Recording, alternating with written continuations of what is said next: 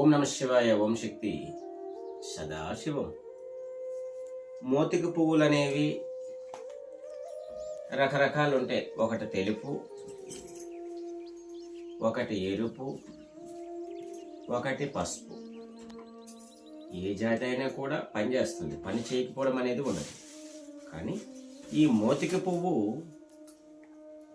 వచ్చేటప్పుడు మనం స్టాక్ పెట్టుకోవాలి, దాచి పెట్టుకొని మనం స్నానం చేసేటప్పుడు నైట్ కొంచెం నానబెట్టేసి ఒక ఇంత పొడి వడగట్టేసి ఆ నీటిలో మనం స్నానం చేసి నీటిలో వేసేసి ఆ నీళ్లు స్నానం చేస్తే సర్వశక్తులు మనకు వశమవుతాయి.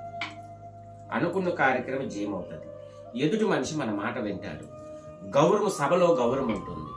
వెళ్ళిన కార్యక్రమం ఆటంకము జరగదు. డబ్బులు ఇస్తామనే వాళ్ళు ఇవ్వమా అన్న నోటిలో మాట రాదు. మనం ఇతరులకు ఇవ్వగలిగిన శక్తి కలుగుతుంది, తీసుకోగలిగిన శక్తి కలుగుతుంది. ఆఖరి స్థితిలోమై భగవంతుడి స్వరూపం అనేది ఆ మనిషిలో ఒకటి ఏర్పడుతుంది. ఇది ఎవరైనా, స్త్రీలు కానీ పురుషులు కానీ ఎవరైనా చేయొచ్చు.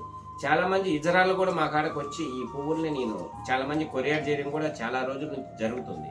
అందువల్లని ఇది నైట్ నానబెట్టేసి కొంచెం వేడి చేస్తే ఇంకా కూడా వేడి చేసి వడగట్టుకుంటే ఇంకా బాగుంటుంది. వడగట్టుకుని వాటర్ని నీటిలో కలుపుకొని స్థలస్నానం చేసిన, శరీర స్నానం చేసిన, నెత్తిని కొంచెం జల్లుకొని పోయినా ఆ రోజు ఆ కార్యక్రమం 100% జయమవుతుంది. ఓం నమ శివాయ. ఓం శక్తి సదాశివం.